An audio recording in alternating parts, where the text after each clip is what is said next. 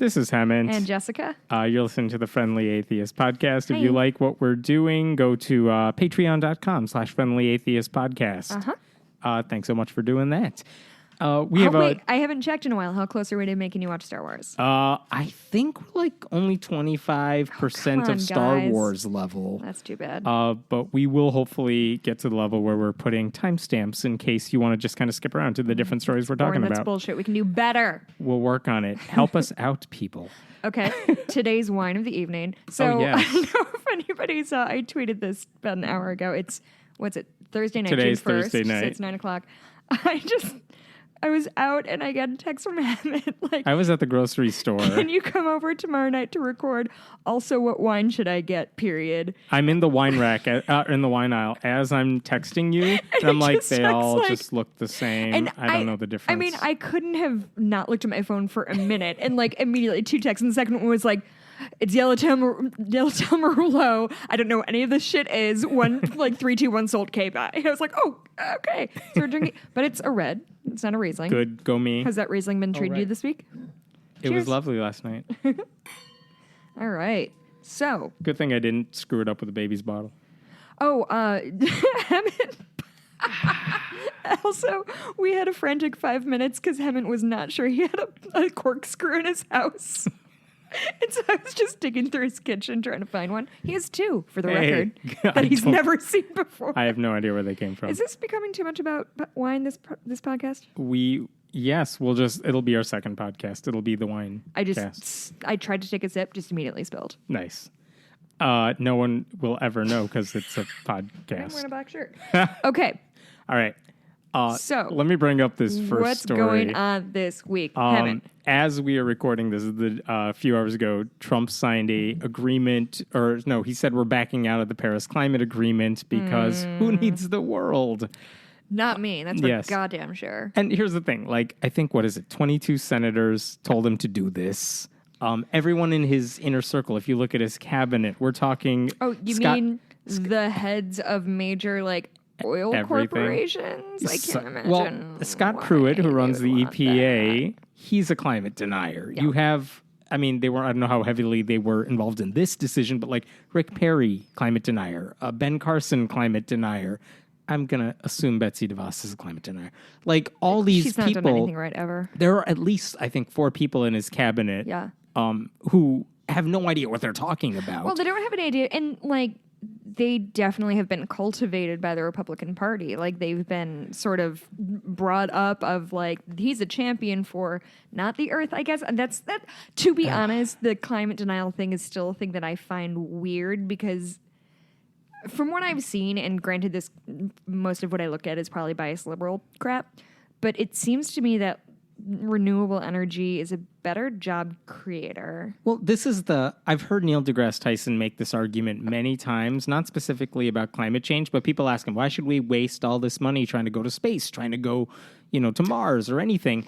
And if I'm paraphrasing it correctly, what he often says is, you're very short-sighted when you're asking that question because having that goal of doing something amazing like that has already created, it's opened up new venues of exploration. We've created new jobs, not just with NASA, but the technology that you use has created so many things. So imagine if we said we want to get to Mars, put a human on there somehow, the work that would go into that, the technology that would be created for that, that's going to spur whole new areas of improvement. And the same thing, like you're saying, the renewable energy stuff. Even, I think, Trump said, I represent Pittsburgh, not Paris. And the Pittsburgh mayor was trolling him hard, saying, we're investing in renewable energy. They're part of Paris. Also, just really quick, hey, Trump, if you're listening, I know you're a listener, it's not called Paris because it only benefits Paris. I just need to make that clear and make sure you understand that it took place in Paris. It is not a global agreement among all but now 3 countries to be like, hey, Paris, let's get some fucking solar panels on the Eiffel Tower. That's really what this was all about. Yeah, it's so weird that he gets so happy when other countries might be upset. No, and this is... and our allies get upset. I do think... So when we talk about... This is a little off topic of the Paris thing, but... when people talk about running, and I might have mentioned this before, and people talk about, oh, we need a businessman because we need to run the U.S. like a business. Well, no, absolutely not. And I get the sentiment because there's that idea of like, okay, well, we have a budget and we have, all this shit to work. And I get that sensibility of we have to be.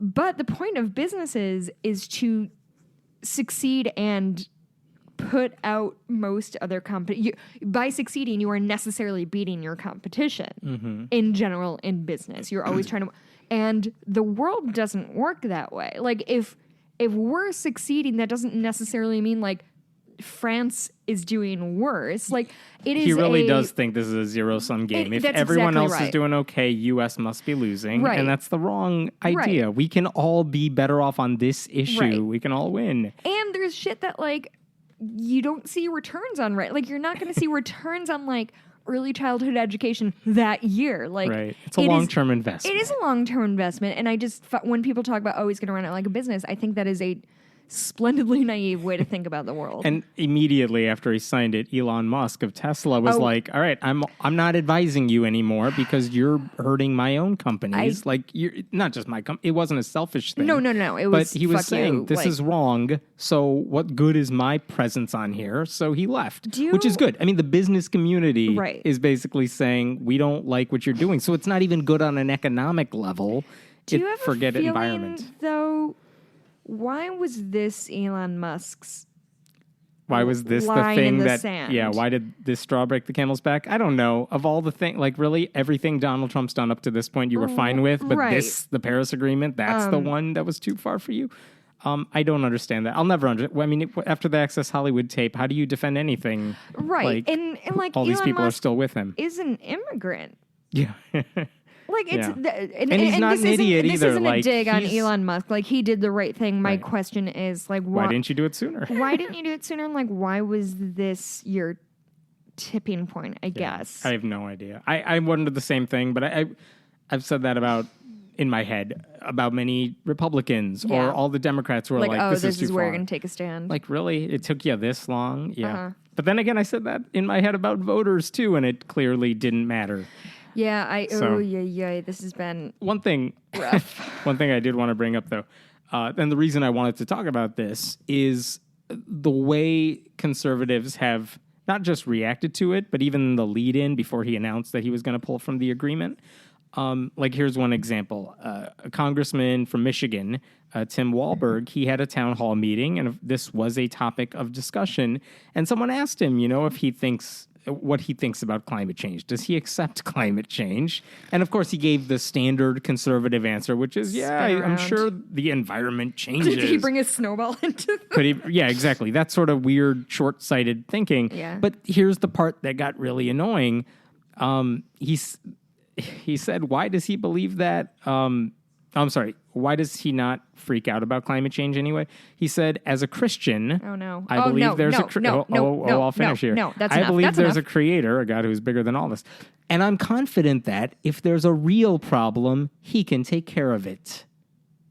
That's what bothers me, because this is not this guy. Does that bother you? What about that bothers you? I can't imagine what would be bothersome about that. This guy is literally saying, just let the world fucking spin because it's going to be fine because God. Completely denying the fact that like bad shit happens to a lot of people all the time. Yeah, you're wearing your seatbelt in the car. Why do you have medicine? Why do cops wear bulletproof vests? Fuck that guy. You still take precautions. And I mean, there's this mindset, I think, in a lot of evangelical circles, religious circles, that, if we're going to be raptured in our lifetime, who cares what's going to happen down the line? Because they've thought that forever. The other one is, God gave us this beautiful earth, so why would God take it away from us? As if, this goes back to the seatbelt argument. Well, that's dumb. Like, he gave you a life. He could take that away, That's too. real dumb. Yeah. That's dumb, and they're dumb. They're dumb for thinking it, they're dumb for saying it, and I hate them. And it's not just him. Like, he's elected him. That's messed up. But this is what happens when science denial is a part of your religion, more or less. Yeah. This is a consequence. And I know the climate agreement, you could make the argument that leaving it's a symbolic loss, but it's not actually going to result in anything. But These are people who But that symbol don't is listen important. to evidence. That symbol is Symbols are important. symbols because they're symbolic. Right. Was that a good sentence? Sure. Did I sentence good? That was a sentence. Here was another one from conservative pundit, writer, I don't know what he is, Eric Erickson. He said... Wait. Yeah, Eric that's his Erickson? name. I know. Eric? With a K. Both Ks? At the end. ERICK. It's okay. It's too Fine. much. Just keep It's going. too much. I'm sorry.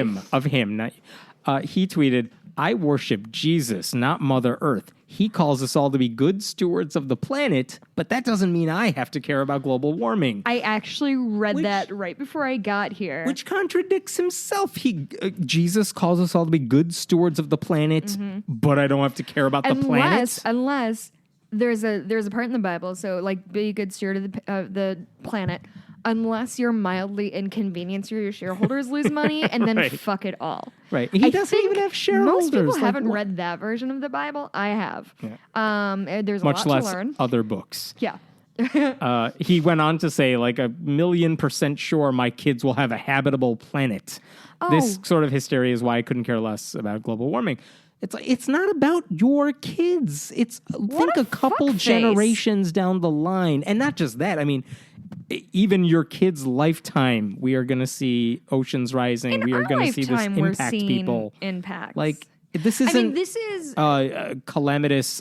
This isn't a conspiracy. This isn't saying, like, the world's ending. This is saying we could see the impact that this has already... But, and he seems to think like, the world's going to burn is the only logical outcome of climate change. You say we can see the impacts, and that's agreed upon by 99.5% of the scientific whatever it is. Yeah. Whatever. I think this is another sort of symptom in the disease. You just slurped that wine right into the microphone. Of this disease that we see over and over again with largely conservatives, largely white men. I'm coming back down on white men again this week. Oh, the letters. Oh, just sit on them.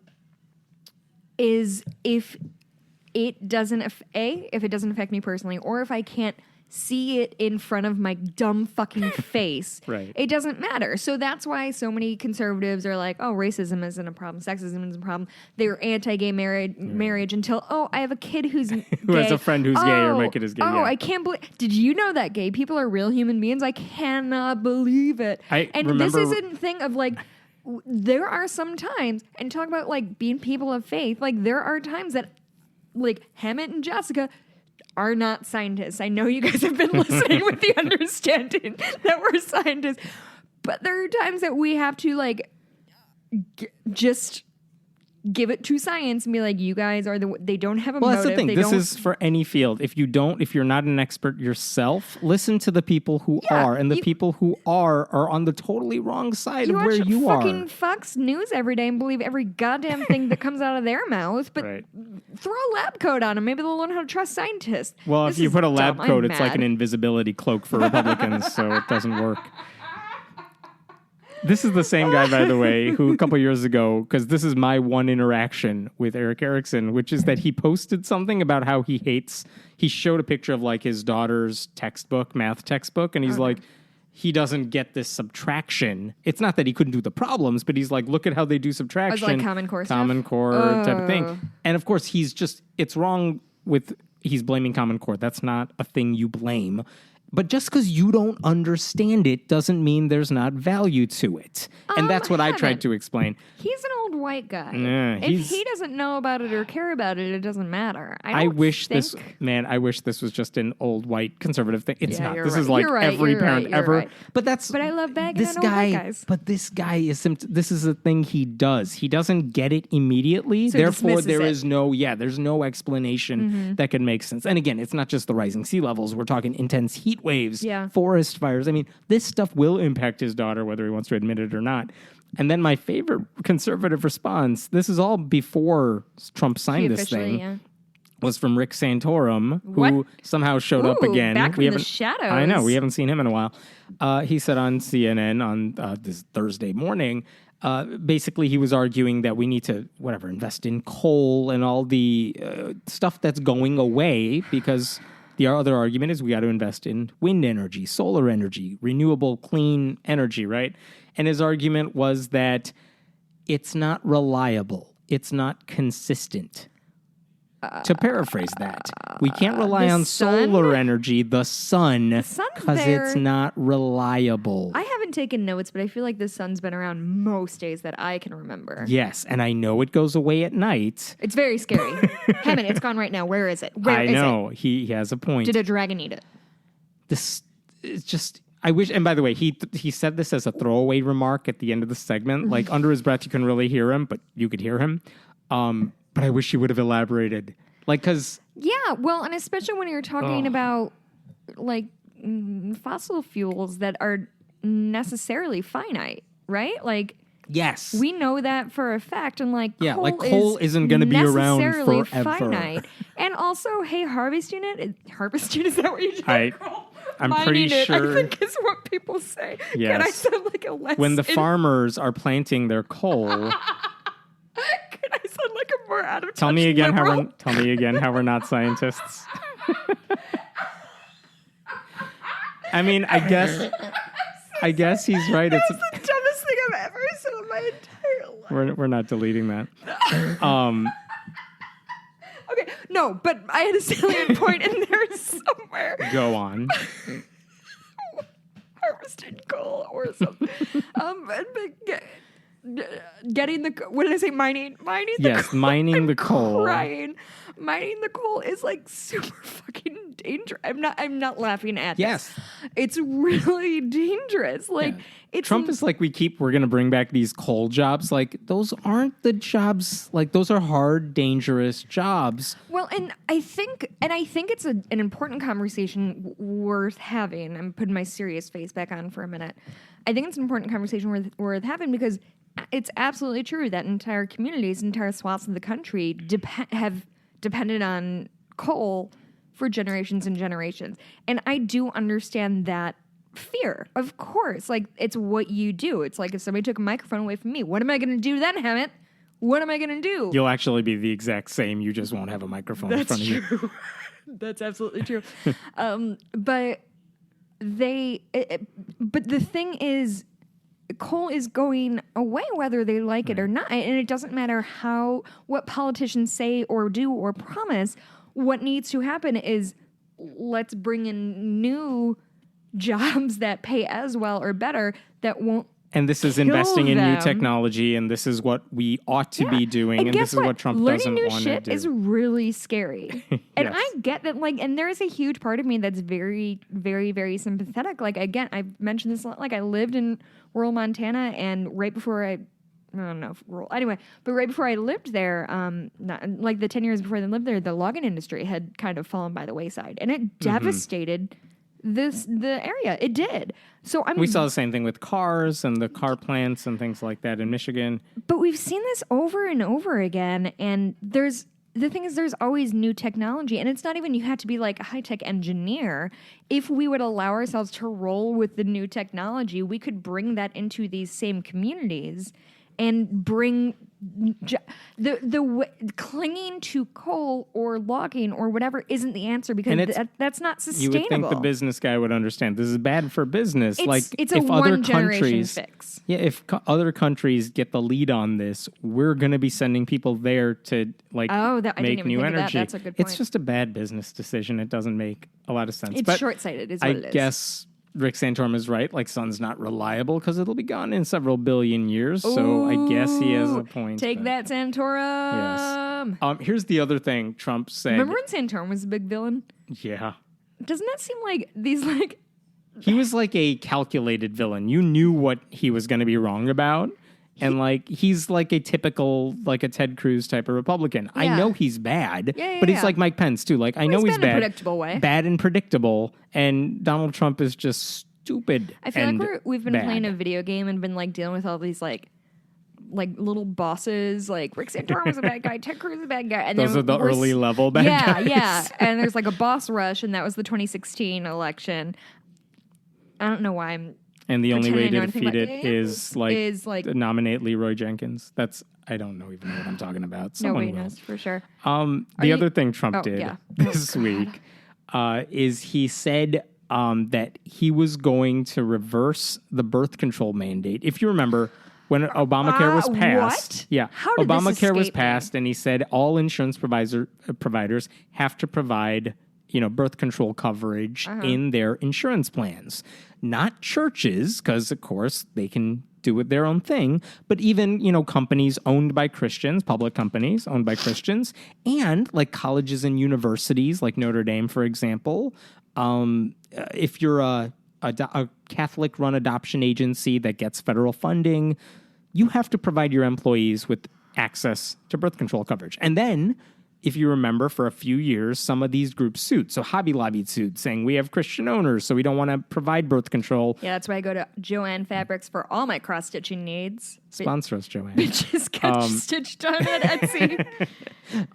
Hobby Lobby sued, and the Supreme Court said, okay, fine, you don't have to provide it if you're, I think, a closely held for-profit corporation. Then we had like the Little Sisters of Catholicism, whatever group, that basically said, okay, fine, if you're a nonprofit, a church, a religious-related like nonprofit, you just have to sign a form saying we don't want to provide birth control, and the government will compromise. And they said it's too much. Too much signing a paper makes me. us complicit in abortions or something. So anyway, Obama and the compromises the government made this still doable. They were still providing access. Insurers had to do that.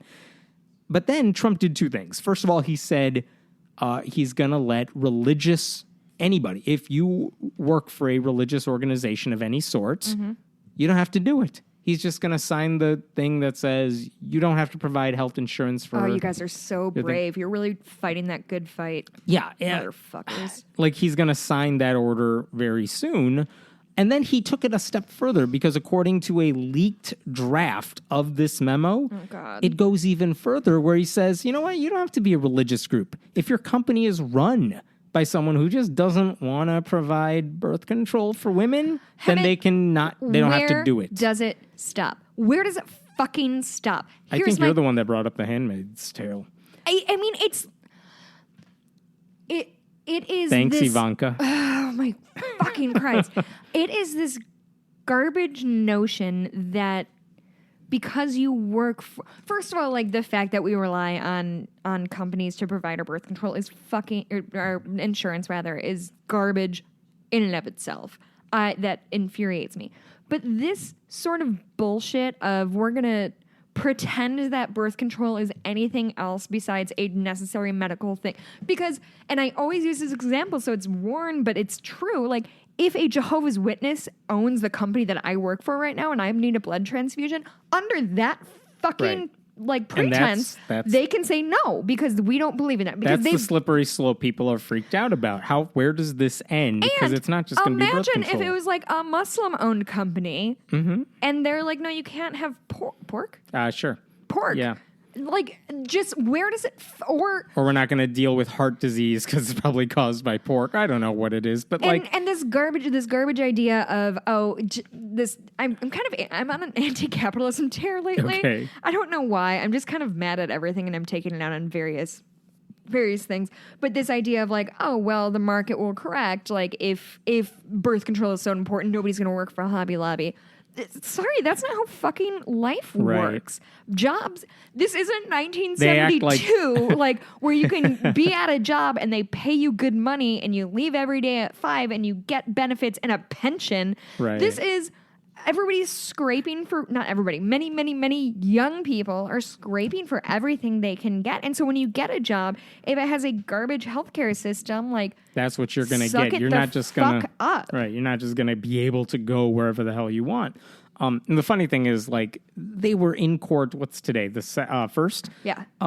Americans United for Separation of Church and State, that group, they're actually going to court tomorrow to argue against Notre Dame, who says we're not going to provide coverage for our students, and they're defending students who say, no, give me birth control under the university's plan. They're still fighting this, and Donald Trump may be making it all moot very soon. So, for some reason, growing up, my whole family hated Notre Dame. Okay. And I don't know why, but we did.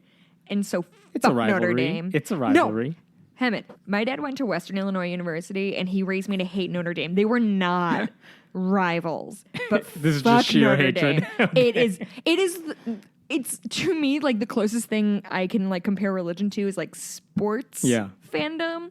So like I was There's no rational reason for hating it. You just hate them. And I've been like a diehard Cubs fan since I was like a kiddo, and like there's no good reason for it. I might as well have been whatever. But it's the same thing. Like no, I just get a visceral like fuck Notre Dame reaction. I don't know why. I've heard people go to Notre Dame. They're very nice. It's a very good school. It's very pretty, from what I understand. I have no beef with Notre Dame. Well, and now they're on the wrong side of this lawsuit. They are. So now at least it's founded on a thing. The funniest thing, not funny, the messed up thing about this, not just you're telling women, it's very specifically a thing that's going to hurt women. Yeah. But what's the end goal here? Most of the people who would say I have religious reasons to not offer birth control, what's the religious reason? It's that they don't like abortion for religious reasons. They don't want to be complicit in women having abortions. That's not how birth control works. That too. But let's say it even does like Plan B or whatever. By not providing birth control, they are making women more likely to have unplanned pregnancies, which is going to mean more abortions. They don't believe in logic. No, that's the thing, is every study that we've ever seen says better access to birth control and better access to sex education is the only thing that reduces abortion. Right. Outline During the abortion, Obama years, abortions went down. It plummeted. Pro-lifers should be celebrating the Obama years. And so that's why it always comes back to, it's not about abortions, it's not about babies, it's about controlling women and whether or not they have sex, which is the most garbage mentality in the entire fucking world, and I'm done with it. And I'm done pretending that anybody gives a shit about these babies, because we all know they don't, because when these kids are born into poverty, they are fighting tooth and nail to get welfare away from them, because like they don't do anything to help those kids after they're born. So what George Carlin line is, if you're preborn, you're fine. If you're preschool, you're fucked. Yeah. Yes, 100%. So if you backtrack, okay, like they're born, well, you should give them food. Well, no, we don't want to give them money. Well, pre-K education. No, we don't want to pay for that. Not. You go back, okay, well, this woman, the 16-year-old girl is pregnant and she doesn't want to be. Can she get an abortion? No, we don't want to pay for that. Okay, well, this 16-year-old girl doesn't want to get pregnant.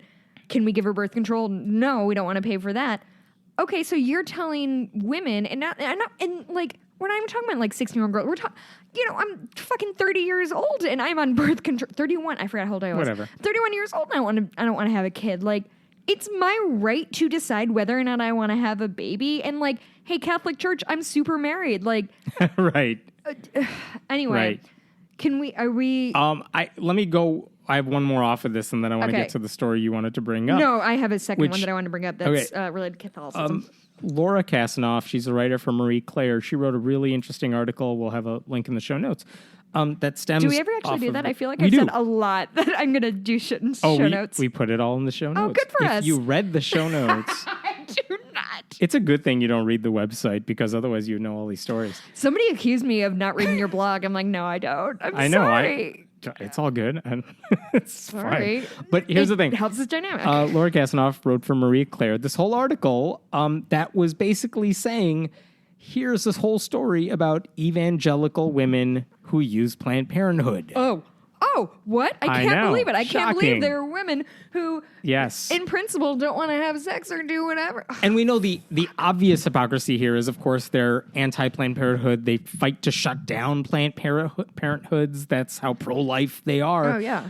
But the second they need it, they'll go to Planned Parenthood. I've never seen studies, but I've heard a metric fuck ton of anecdotal evidence of like people who have been outside protesting, picketing Planned Parenthood, and then it's their 15-year-old daughter who's pregnant, and of course you need it. But you don't understand our situation. Right. There's no moral abortion except for my abortion, and I've seen that firsthand multiple times of like friends who say they're pro-life and they get pregnant and they're like, well, I need to get an abortion, but I don't think it should just be accepted because it's. But not everyone. Yeah. There's one part in particular I really wanted to read. Yeah. I'm quoting here. This is a pseudonym, Rachel. Rachel, a pastor's wife, felt that pressure fiercely. I grew up in a strict religious community. Planned Parenthood was the devil, Rachel says. Our church talked about Planned Parenthood as a gas chamber and part of the new Holocaust. But when she and her husband, whose job didn't provide health insurance, needed birth control, Planned Parenthood was the only option they could afford. Yeah. And by the way, the only study... Okay, so if you wanted to know... I wish there was extrapolations we could make from that story, but it's so unique to that particular couple. I think the obvious question here is, of the women who have abortions, like what percent are evangelicals? And there's no good way to really get accurate numbers on this. Because it's all self-reporting. It's self-reporting, and you don't have to tell them what religion you are when you go in for this thing. But when they have tried... It's awesome. It doesn't make you do that bullshit. It's not like a Christian clinic where you have to like obey that rule or something. You believe in Christ, then we'll help you. Whatever. But when the Guttmacher Institute, which tries to report on this stuff as best they can, when they asked women who had abortions, self-reporting again, they found that 13% of abortions were for women who identified as evangelicals. And I personally think that's probably an underestimate. I'm sure there are a lot of women who are like, I'm not religious, or I don't really believe I'm Christian. So do you have access at your fingertips? What's the population that's evangelical? Oh, like in the country? Yeah. I'll find it for you if you want to. Because I'm interested to, and like, I almost think these kinds of evangelicals make up 25% of the country. Okay. Literally evangelicals. If you go to like Christians, Protestants, Baptists, Methodists, whatever, that's another 15%. If you go to Black Protestants, that's another 6 to 7%. Catholics are another 21%. So I mean. This is not a small group, though. A quarter of the country, we're talking evangelicals. And this is the biggest force, vocally speaking, to try to shut down and block access to abortion. But yes, they use it, is the point. Forget the numbers. There are women who use it. But here's the thing. Yeah. The people who are making the laws are, by and large, men, right? Yeah. And their wives, their sisters, their mothers, their daughters will swear up and down till the day they die that they've never had an abortion, never used birth control, never needed Plan B. And so they can say with absolute confidence, we don't need it. This is not a thing we need in our community. Yeah. And because it's also... Not that we know that. Because I'm sure a lot of them are like, we would never have an abortion, but... What if you did need it? No, and how do we know that you haven't? Giving these men the benefit of the doubt, which is that they haven't very generous of me. Which saying that they haven't had to use it at all, or that they didn't want to have an abortion. That even if their wife or their daughter or their sister or whomever has had an abortion or used birth control or Plan B or whatever or gotten a fucking pap smear there. Yeah. They're never going to tell this guy that. So he can stand at that pulpit or whatever and say with utter confidence, no, it's not a thing we need in our community, because it's this sort of like vicious circle of there's so much shame and stigma attached to this Planned Parenthood thing. If everybody just stood in a group and was like, okay, raise your hand if you're on birth control or have been on birth control, like if we remove this, I think that's kind of the problem with everything, is that there is still a stigma attached to birth control. Yeah, if you cleared the church pews of women who have used Planned Parenthood, have gotten the abortions, have a tiny, tiny church. Yeah, you really would. And that's down the line. These mega churches, whether, all the ones that rail against Planned Parenthood, they would be a lot emptier. And it's the same idea of like, there's no such thing as a moral abortion except for my abortion, or there's no such, like, I'm on birth control because I'm not ready to have a kid, but I'm married and I'm monogamous, so it's okay. But that girl over there, pointing to general space where this hypothetical woman lives who sleeps around and isn't responsible. That slut. Yeah. She gotta go.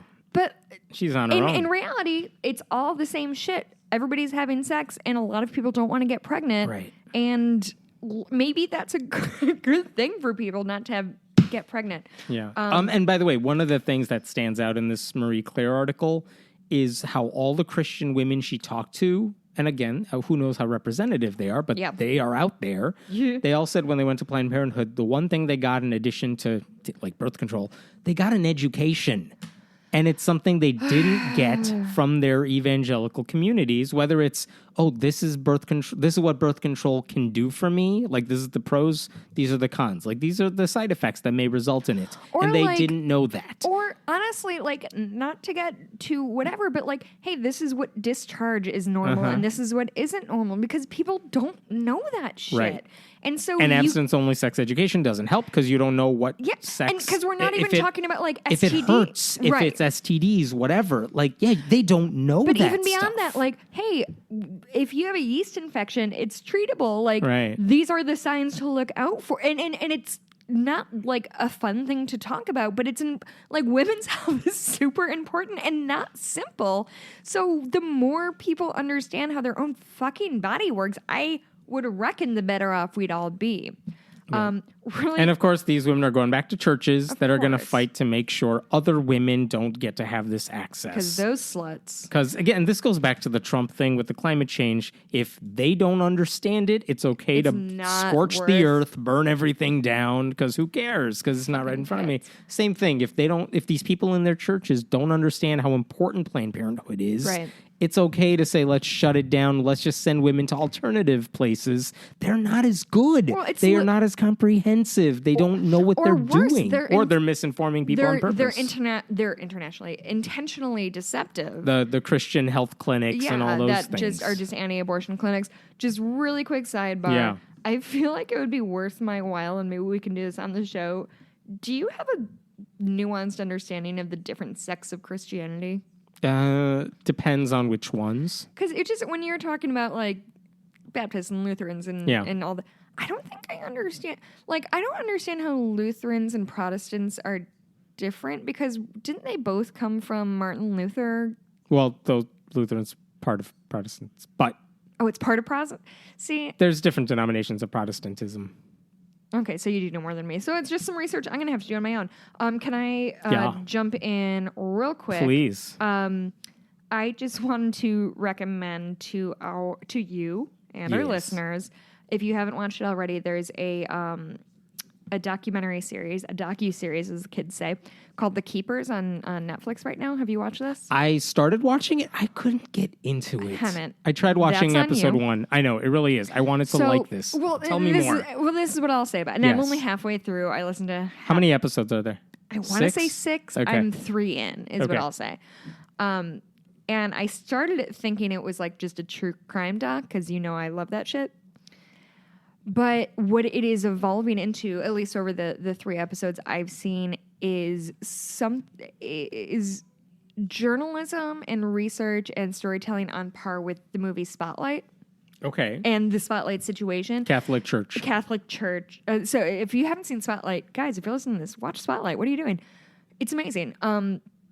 But it's essentially, it starts with this young nun who taught at a prestigious Catholic high school in Baltimore, was murdered. And She was murdered? she was murdered. Okay. And they couldn't figure out who did it. A cold case. And this was I want to say it happened in 1969 or something like that. And so these women, her former students, are grown up and want justice for this woman whom they adored. And so they start kind of digging in and doing all this research just in their spare time. And also just sort of the layers start peeling back are the words. Have And- some more wine. Shut up. And all of a sudden it's not about this woman who, like, the root of it is this woman who died, but it's this systemic abuse that was happening in this one particular school that, of course, the church or people in the church were aware of, and they were taking very small steps to, like, shift. That is the one thing I And have seen about this series, which is that you think it's a true crime Right. drama, and it's really not. It's not. I mean, again, only 3. But this episode that I just watched is this woman who is a Jane Doe who came forward in her 40s, so in the early 90s, saying, holy shit, I'm having recovered memories of this happening. And so she starts talking about it still as an alias, still as Jane Doe. And eventually it kind of gets pulled into a couple other people, and so they send out it's the 90s. Yes. A letter to all of the alumni of this particular Catholic academy, and I think like hundreds. I might be exaggerating. A lot of them. A lot of responses, and they're all it's all the same guy they're accusing, and it's a pattern of he would like do pelvic exams on me under the pretense of like some sort of and I was literally slack-jawed watching it. It's so like I cannot recommend this highly enough because I thought it was just gonna be about like a good old-fashioned murder, and now it's like ticking 2 boxes, which is murder Catholic and anti-church. Yeah. Anyway, that was my thing I wanted to bring up. What was you had another story to bring up? I did. Oh, actually, how long are we? I don't know. Okay. Longer. Go. Before I do what I'm calling my closer, which is just the thing about what's going on in Austin right now that I'm like, we need to end on a good note once in a while, right? Oh, okay. I got another couple if you want to end on a good note. Yeah, but I've got one other thing. Yeah. Can you tell me? Okay, so the Kathy Griffin thing. Yeah. I am really having trouble getting outraged over this. Yeah. Okay. So if you haven't heard, Kathy Griffin did, I think it was a video, I've only seen the photo shoot, and she's holding a fake severed head of Donald Trump. Right.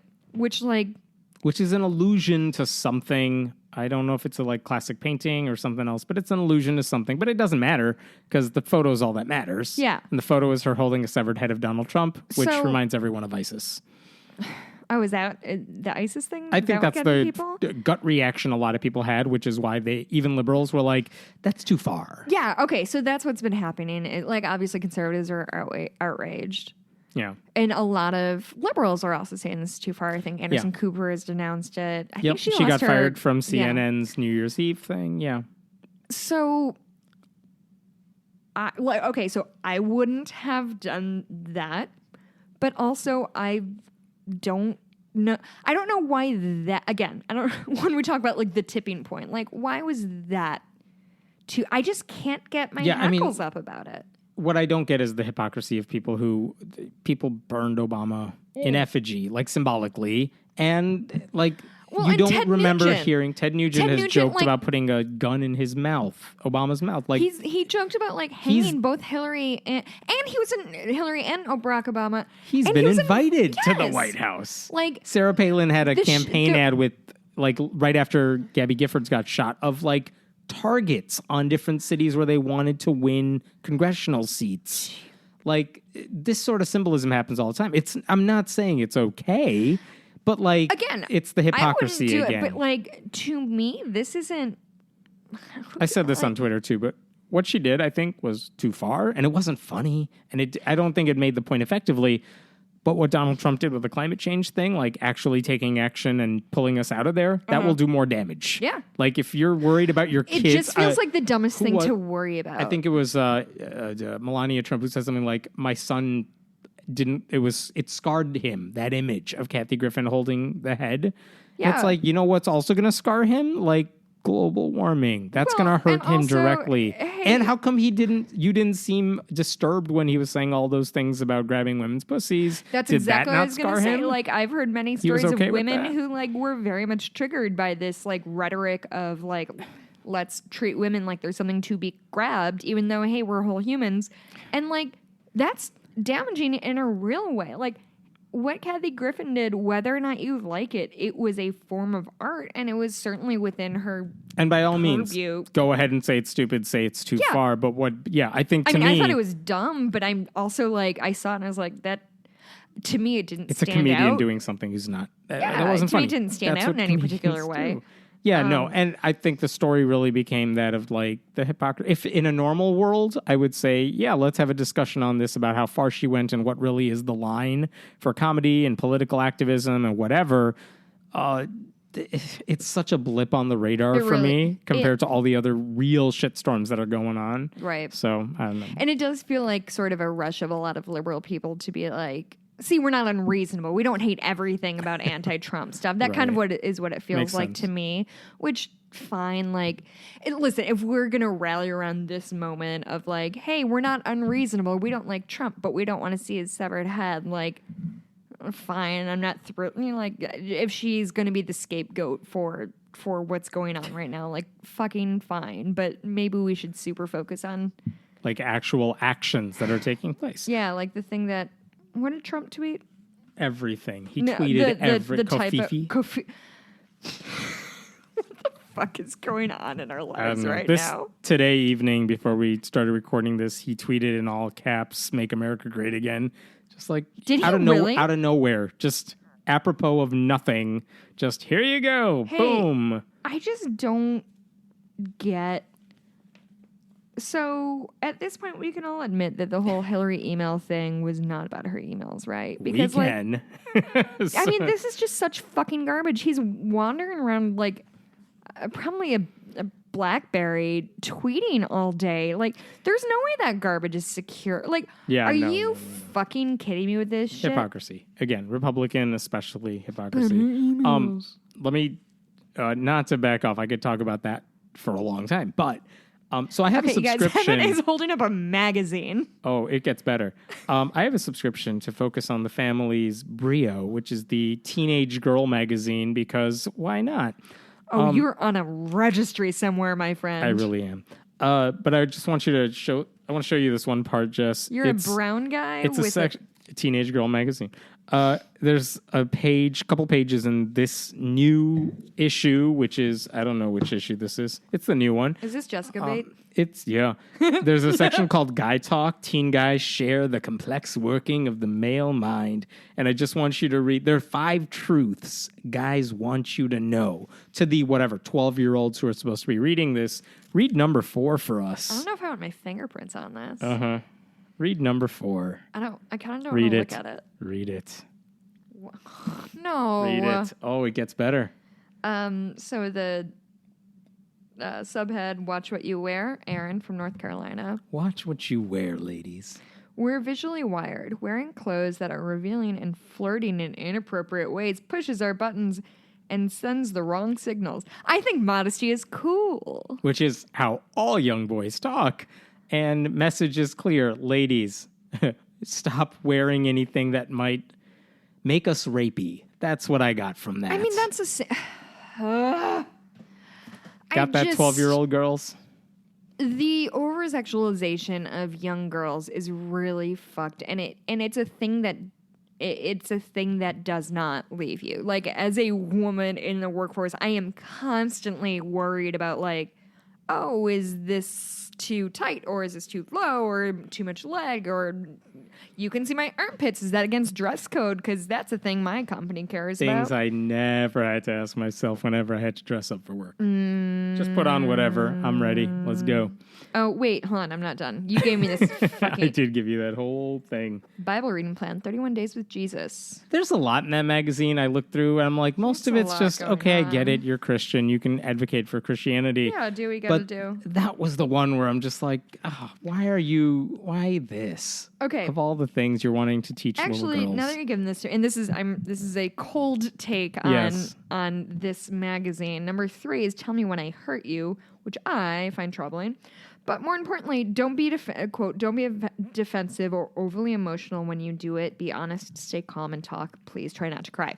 So, Hammond, guess what I hate about this? What do you hate? I hate everything about it. So, so as a person who, again, I know you guys haven't heard this side of me, but I'm very emotional. I tend to lead with my emotions.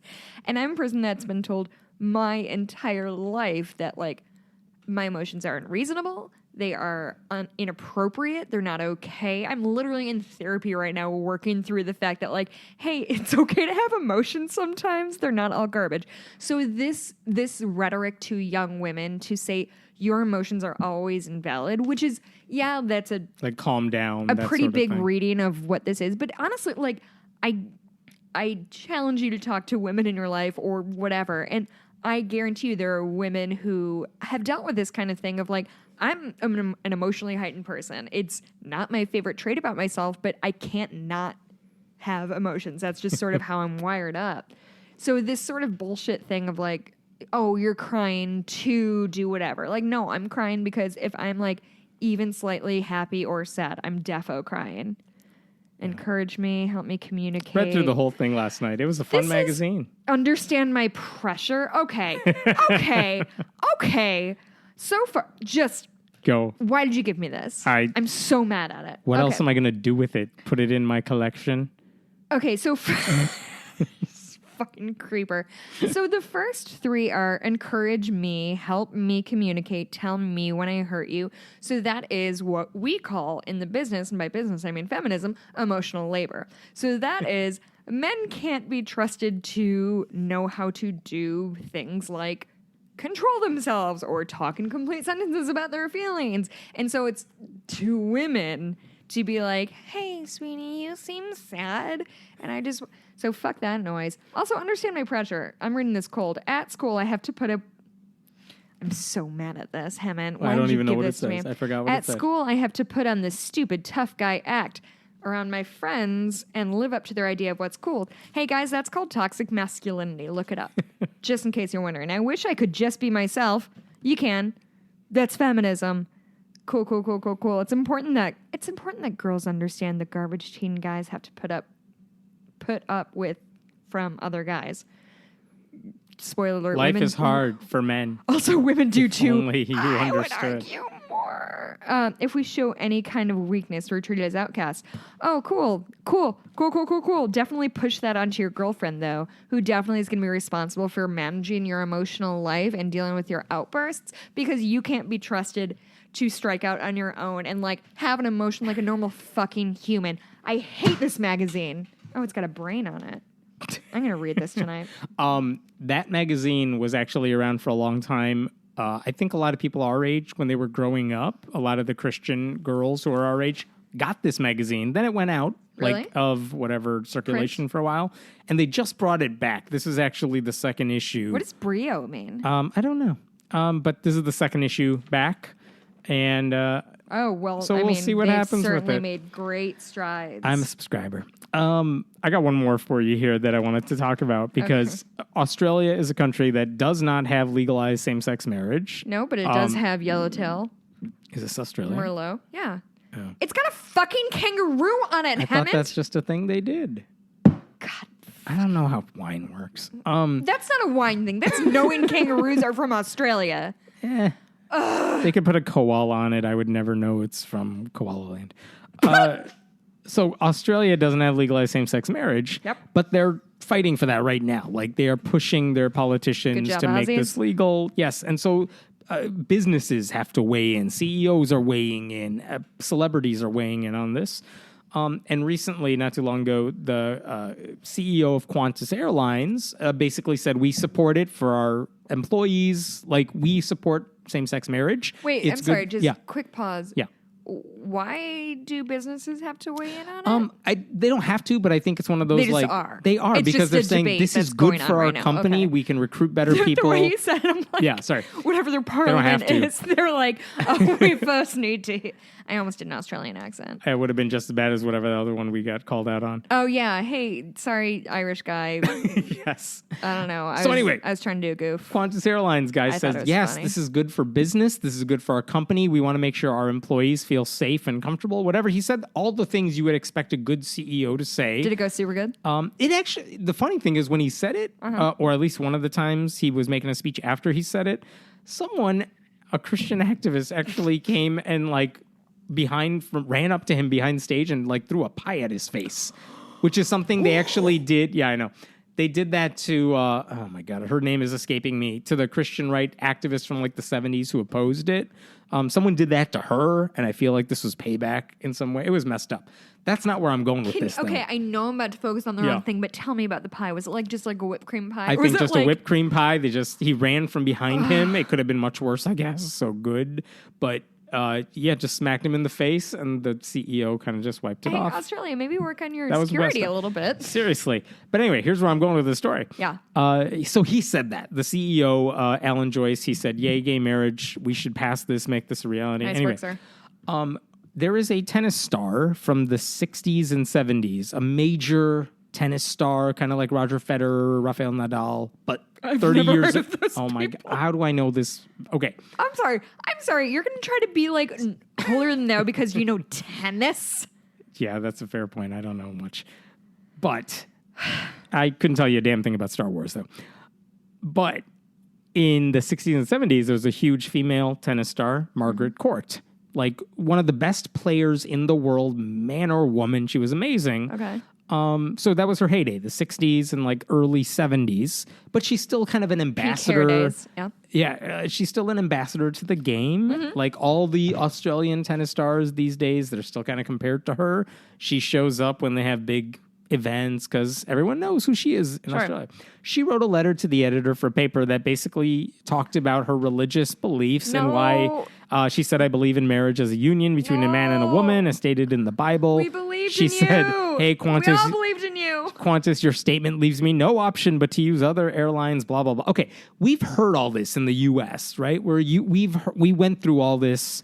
We heard the conservative Christian rhetoric on this. We know exactly the sort of argument she makes, the belief she holds, all the misinformation that she's going to spread. This is not news for us. Hearing it, it's just like, oh, she's one of them. But it is kind of weird in Australia. They're not used to hearing this from their own people. But where it gets weird is she's not known as a religious zealot per se. This is kind of new. Like, really, the person we knew as a tennis star, and really for no other big reason, she is the one coming out and saying this. Because now, other tennis stars are coming out saying, like, what are you doing? Oh, Stop okay, it. good. I thought this is like a trend of like Martina all tennis. Navratilova, like the famous tennis star, is like, you got to stop this. Is Martina Navratilova the lesbian who is our she went to Russia because they were doing the anti-gay thing? I don't know about the Russia thing, but yes, she is the lesbian Olympics. tennis star. But yeah, she was like, I don't know if I told that story she well. actually suggested it, which is that in Australia, they actually have an arena named after Margaret Court. It's called the Margaret Court Arena. And so now... It's not called the Margaret Court Court? What the fuck are you doing, Australia? Australia has had this conversation many times, Really? I promise you. God damn it, I thought it was so clever. No, they've had that conversation. They call their bridge the Hangar, so... Really? Yeah. But here's the question. Yeah. Do you there's a push right now to get her name off of that arena, or Really? calling for people like artists who are playing in that arena to like cancel their concerts and move it to a different venue. Like they're pushing hard to make the name change. And here's the question. They obviously named it after her because she's a tennis celebrity and had her heyday. Yeah. Do you change the name because of her religious beliefs, as crazy as they might be? I wouldn't say it would be because of her religious beliefs. I would say it's because of her homophobic beliefs.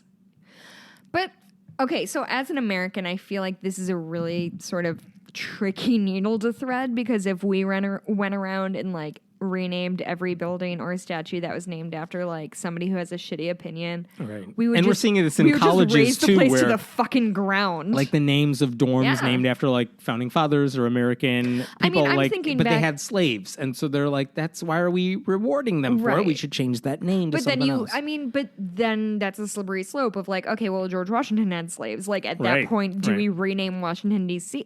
And I'm not saying it's just, and I'm not saying that this is an important conversation to have, and like whether somebody's. I don't know, because like moral relativity is so tricky, because obviously if somebody believed in slavery in 2017, like they're a fucking monster. But in the time, but how in do the you judge time, them? actually, this is going to be like the 12th time I've brought up Hamilton, but there was Yeah. a documentary about Hamilton on PBS, I want to say. It's still on my DVR. I think I saw that. It was good. Yeah, it's so good. You know why? Because Hamilton is fucking dope. Is that the one where they had like cameras in Lin-Manuel Miranda's like apartment as he's Yes. composing it? It was really good. Hammond, you need to use all of your I'm going to cachet. see it in like 2 weeks. Oh, I Finally. Bought was tickets in gonna say- November. Finally get to see it. Oh my God, you're going to fucking... Have you listened to the soundtrack? About half of it. That's the weirdest thing anyone's ever said to I me. start at the beginning and I'm like, oh, good. I know the first 10 minutes, 15 minutes of the show. Sure. Oh, I have something else to do. I actually used to listen to it a lot when I was doing data entry at my last job. And the end, spoiler alert, is pretty sad. Really? And I would like get so fucking bummed out just at my desk, just feeling like garbage. Anyway, I love it so much. But all this is just to say that the guy who played George Washington, whose name is Chris Jackson, I think. Don't tweet me. I think that might be it. But anyway, all of that. So, in case you don't know, Hamilton is about. It takes place around the Revolutionary War and the first few years of America as a country, and just sort of how it found its legs. And it's played by largely, if not all, minority actors. With the exception of King George, who's always like the whiteiest white guy, which is delightful. I'm so excited for you to see it. Haven't we're going to talk about it. But so anyway, so these actors who have played these roles, and Lynn wrote such an amazing show and gave these characters, these true humans, this really interesting depth of character, and motivations and shading, and a thing that is only brought up I shouldn't say that. A thing that's brought up a couple times is the issue of slavery, right? So Alexander Hamilton was a very pro-abolition person.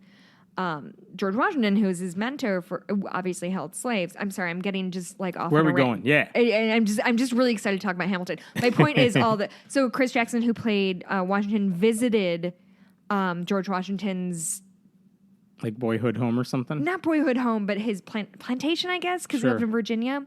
And at one point, he visited the slaves' corner and had a really interesting sort of introspective sort of talk about, I'm playing this, he plays this character every night, and he when you do that, you kind of live in this character in a lot of ways, but you have to be able to say, like, yes, this man was great and did so many great things and was so perfect for this, like, he was the person we needed at this time.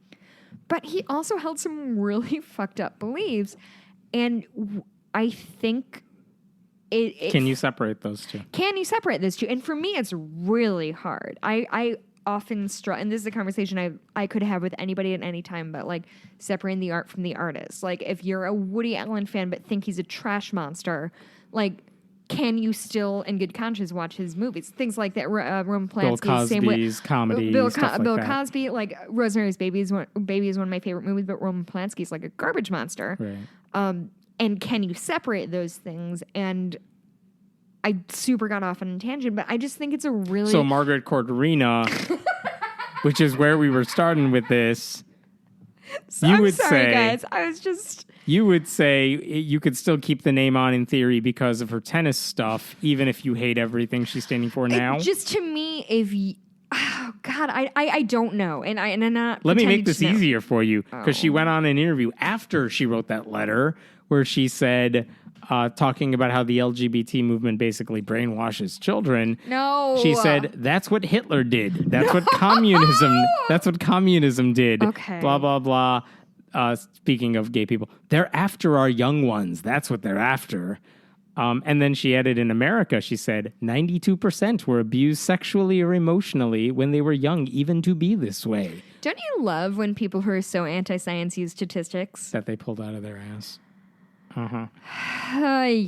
So anyway, this push is getting bigger to remove her name from the court, and basically she's made herself into, is pariah the right word? Like, pariah is 100% the right word. People want nothing to do with her, which is great. Like, it shows that it definitely even in a country where it's not legal yet, right, people are really pushing back hard against this sort of bigotry, which is great. Like, even in America, I think I haven't heard Republicans for the most part say this sort of stuff in a long time. They've lost that fight. They've lost that fight. You hear it from some parts of the Christian world, but you don't really hear politicians rail against it as much. I mean, obviously, like, on principle, she has really shitty opinions that are actively harmful. She added, by the way, I have nothing against homosexual people. Oh, sure. Of course. Love the sinner, hate the sin, or whatever. I don't know. What do you think? No, I think I would. on the same place as you are, I think, where I can separate the tennis from the opinions. I think when it comes to the naming of the courts, I don't. I kind of get that. This is happening right now. This isn't like George Washington, Yes, where you're it happened 100% hundreds of right. years ago. She is in her time right now, and in her time, she's dead wrong. But, and this is literally me playing devil's advocate. Yeah. I'm not sure if I believe this, but it wasn't named after her because she's like a super cool human, right? Like it was named after her because she's a good tennis because player. she's a good tennis player. Yeah. And so if we're going to be a society that worships sports people, Yeah. athletes is the word some people We use, not idolize me. them, yeah. We do. I mean, look at the NFL of how many, like, what the kind of garbage we let them get away with. Not just the players, but the people who run the thing. To me, I guess, like, yes, she said shitty shit, and I don't like her, and I don't want to get a beer with her. Yeah. But I guess in my perspective of like all of the garbage humans who are in professional sports, like in the US and I'm sure around the world, is somebody being homophobic the worst thing? Or is the guy who like beats the shit out of women, but then they're not? Let's rank them all in terms of what's worse. My favorite reaction to this whole controversy came from the actual Twitter account for Margaret Court Arena. Stop. Yeah, which said basically, we don't support Margaret Court's comments, and we remain an organization committed to embracing equality, diversity, and inclusion. Like, because she doesn't run the joint; it's just named after her. So that was a good reaction. Can I tell you, like 3 times I thought her last name was Court Arena, but I realized you were saying Court Arena. Yeah. It is kind of fascinating for me to watch them have this debate now, because we went through it and we've had these discussions in this debate, and we're still having it in a lot of ways. I mean, I hope she just becomes a really unpopular person, and that anyone associated with her still who doesn't denounce it has that. Like, it's the same thing I feel about Donald Trump and Republicans now. Like, I hope everyone who says he's doing good stuff, I hope they're all tainted by him when he goes down. Like, and everyone goes down with him. And I think that's always a point worth making, is that like this shit sucks, but there can be some good, and by this shit, we can all learn something from it, or take something. Not even learn something from it, but like maybe it will activate people who weren't active before. Let's have these conversations. Or those people with the fun hot takes that they didn't really like Hillary. Wow, you're so original. I can't believe you didn't really like Hillary. Tell me more about what you weren't sure you liked about her. Maybe while it was just the world burns, I'm sure it'll give us something to do. Something about her you didn't trust. I can't imagine what that was. You said you had a happy story to end on. I do. Well, it's a happy conclusion. Let's do that. So Wonder Woman is coming out this weekend, which I am going to see this weekend because my husband is a movie nerd. But sorry, I was just wanting to make sure I pulled it up. So in Austin, Texas, there is a relatively famous movie theater called the Alamo Drafthouse, which I don't know if you remember that probably 5 years ago, they kicked people out for, do you remember this? They kicked people out for, I guess, texting. And some woman got kicked out for texting. A girl. Yeah. Oh, a girl? I think so. Is she young? Yeah. I thought she was like high school-y. Oh, was she? Okay, I don't know.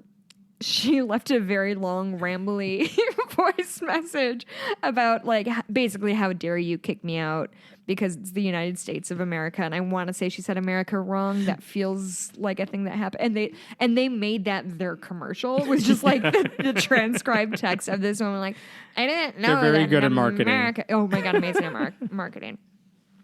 So this is the Alamo Drafthouse. So this is so Wonder Woman is the first female-led superhero movie that we've seen in this rush of the last 10 years that we've seen all these superhero movies, and it sucks because Batman vs Superman was a steaming pile of garbage, and I sure hated every second I spent watching that movie, and I got drunk with my friends to watch it, and I'm glad I did.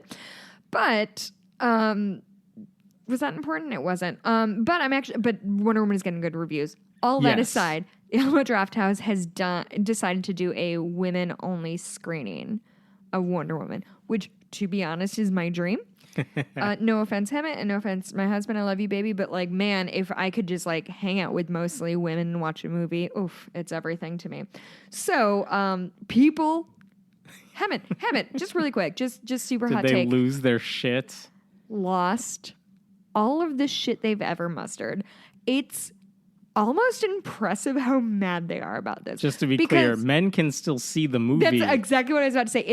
It was, and now it's like more, but it was one screening of one movie at one location. Can't have that. That's happening. all women. And who boy. And you know why they're mad? It's the principal, Hemet. What principle? I don't even know why they're mad. If there was a men-only screening... There can be. Go organize and go see a movie. It doesn't matter. Yeah. A, you can do that. B, hey, let's just kind of glance around the room and look at all of sports. Those are pretty. Right. Those are pretty solidly men only for the last 100 years. But this is a movie screening. It's really worth being mad I don't about. know whether this is because I don't watch the superhero movies or go to the movies or like it's Participate in pop culture. Participate in pop culture. I don't get how this is a thing. Not just the male female thing. Why are people? This is the thing that you're all like. The world's burning as of today. Yeah, you know what I mean. And this is the thing you're mad about. I would. God as someone who never understood really the Gamergate stuff and really got into like, who cares what is in video games and like. And I don't care that this movie has a female lead. Video game I'm journalism. Sure. No. I don't care how. I don't get how people get worked up over any of this. And I'll tell you, it's somebody who gets worked up about everything. Yeah. Sometimes it's easier to get mad about something small and dumb. As someone who enjoyed tweeting about Kofifi, right? I agree. Right. Like, because I saw so many tweeted people way like, more oh, about it's a that. typo. Oh, it's a typo. Yes, Get over it. It is. And I was having fun for like an hour, Yes. and then I got back to, oh my God, this administration's crazy. And Hemet, my version of fun is being really irrationally mad about a thing.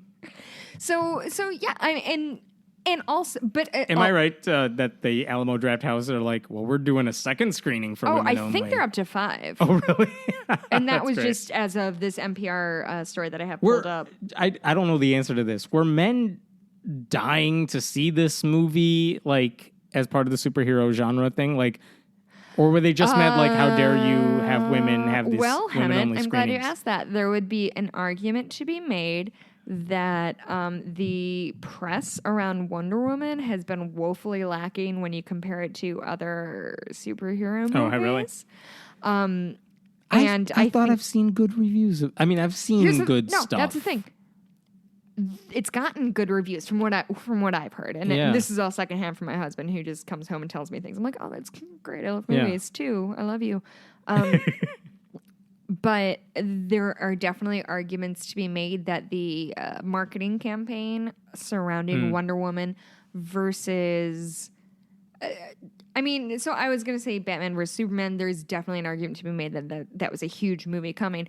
It was a pile of flaming garbage. It was a terrible movie, start to finish. Ben Affleck, though, really good in that movie.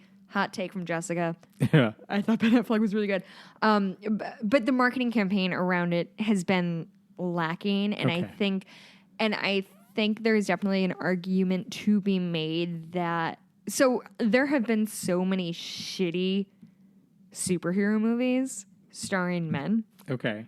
that, oh, this movie was shitty. Let's make another one and make it slightly less or slightly more shitty, and like we'll take a gamble again.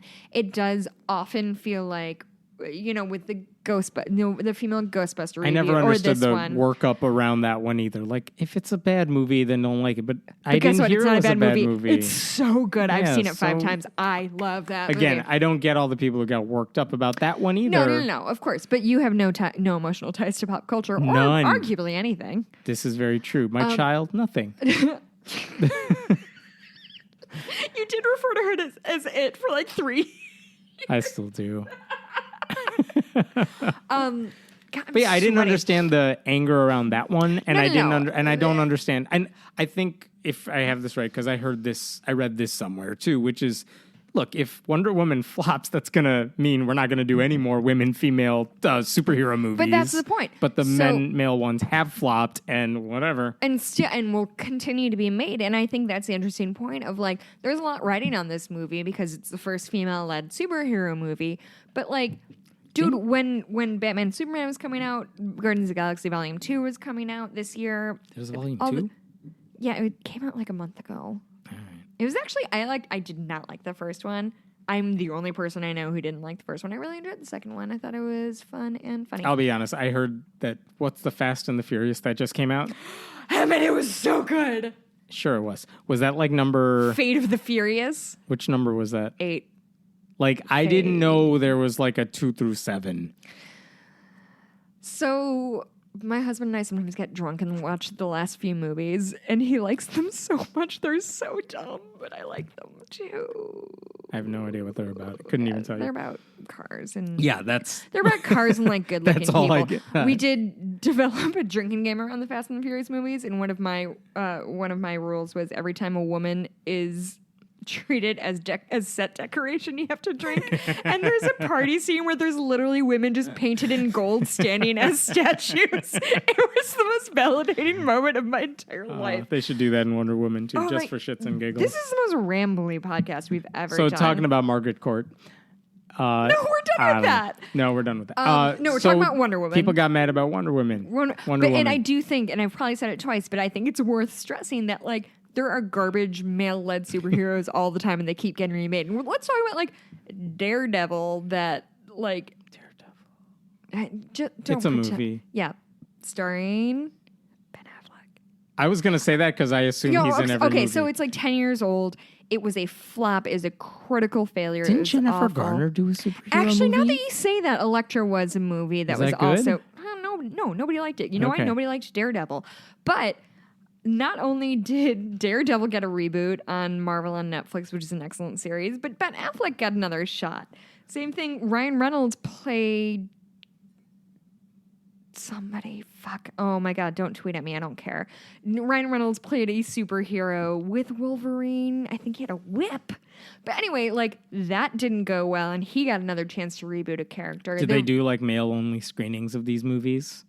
I mean, there's an argument to be made that unintentionally, yeah, they super do. But I'm so sorry. I don't know why I'm so rambly It's tonight. so weird that people are getting angry about these screenings. though. Well, it's the principle, Hammond. Okay. Yes. So, all of this was to say, have we been doing this podcast for 5 years? I don't know. So, a gentleman wrote to the mayor of Austin. So, the Alamo Draft House is in Austin. Yeah. He wrote to the mayor. He wrote to the mayor. Oh, this should be fun. God, I don't know if I should read this whole thing. I'm just going to go with my heart and start reading it from the top. So this gentleman, and his name is Richard A. Amaduri, Ameduri, Amaduri. Okay. And this is just full. I just want to kind of hear your responses All right. because this is full of gems. I hope every man will boycott Austin and do what he can to diminish Austin and to cause damage to the city's image. Because they're doing a women's only screening of a The movie? theater that pandered to the sexism typical of women will, I hope, regret its decision. I mean, I really have a problem with the guy's syntax, but Yeah. the notion of a woman... Okay, this is when it gets Okay. gross and heavy.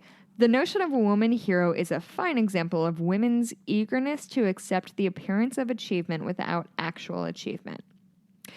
Women learn from an early age to value makeup, that it's okay to pretend that you are greater than you actually are, period. End of sentence. That was a sentence. Was it a Go complete on. sentence? It was not. Uh-huh. Women pretend they do not... Fuck this guy.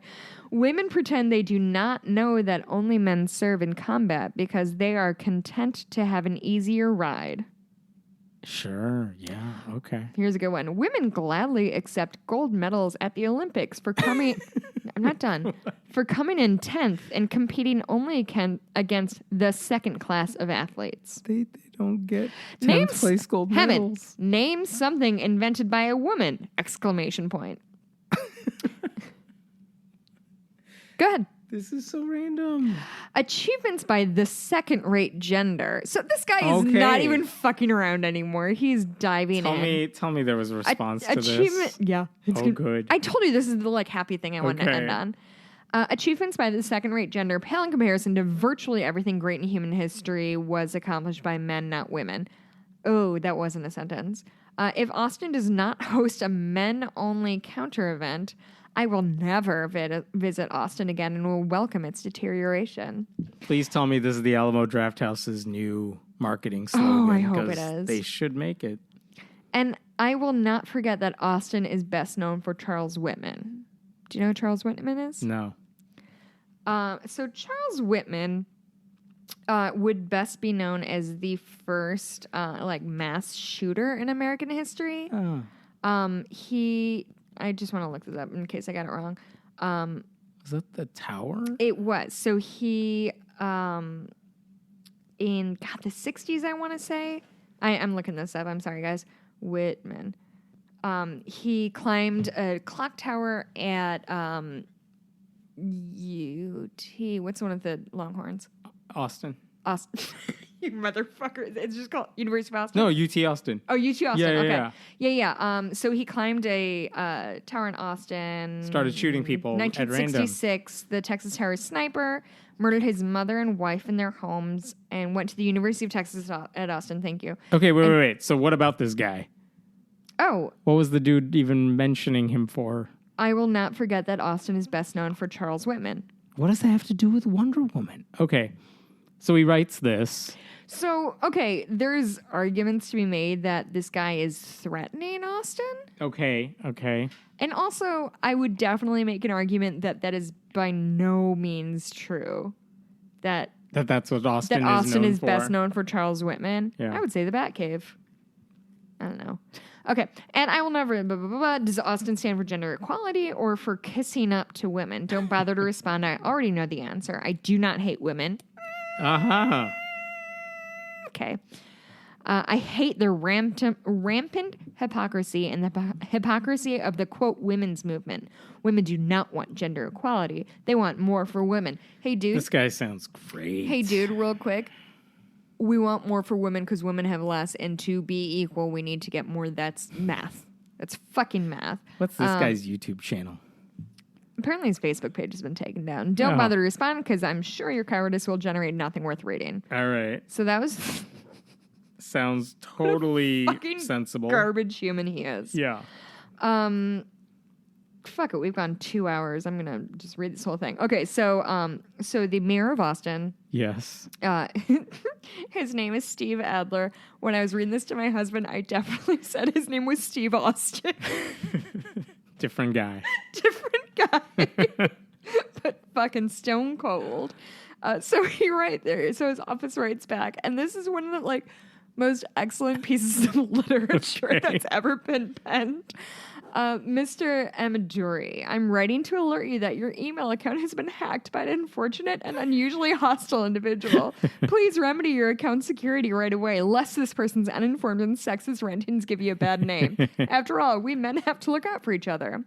Can you imagine if somebody thought that you didn't know women could serve in combat units now without exclusion? What if somebody thought you didn't know women invented medical syringes, life rafts, fire escapes, central and solar heating, a wartime communication system for radio controlling torpedoes that lay the technology for foundations from everything from Wi-Fi to GPS and beer? I'm taking this up. Nice. And I hesitate to imagine how embarrassed you'd be if somebody thought you were upset that a private business was realizing a business opportunity by reserving one screening this weekend for women to see a superhero movie. You and I are serious men of substance with little time for the delicate sensitivities displayed by the pitiful creature who maligned your good name and sterling character by writing that abysmal email. I trust the news that your email account has been hacked does not cause you undue alarm and wish you well in securing your account in the future. Should your travels take you to Austin, please know that everyone is welcome here, even people like those who wrote the email, whose views are an embarrassment to modernity, decency, and common sense. Yours sincerely, Steve Adler. That is such good trolling. Isn't that good? Oh, that's awesome. Jason Stanford is the communications director, so I presume he wrote that. Nicely done, Jason. He said he gets a lot of interesting email, not a lot about Wonder Woman. Most people are aware, quote, most people are aware that the mayor's office has precious little control over movie screenings. Oh my God. That's beautiful. Let's go to Austin, do a show. Done. Dillahunty, we're staying at your place. Hey, Dillahunty. He'll let us stay. He won't. They have like 17, We don't even have to tell him in they have like advance. Just show 17 up. cats at their house. Oh, son of a bitch. I know. All right. Next door to you, Matt. Cool. Okay. Thank you guys for listening. How long do we go? Like an hour and a half. Okay, so Twitter, I'm at Blueberry. Hammond's at Hammond Meta. Yup. My Etsy shop is Bitches Get Stitched Done. Go to patreon.com/friendly atheist podcast so we can make Hammond watch Star Wars. Yes. Or Wonder Woman. or something. Or Wonder Woman. Email at us. Email friendly us atheist podcast at gmail.com. We read them all. We I do. usually read them during work and either cry or feel really good about myself and take a screen grab and send it to my husband. That's how we do it. Thanks for listening. We'll see you next week. Bye. Bye.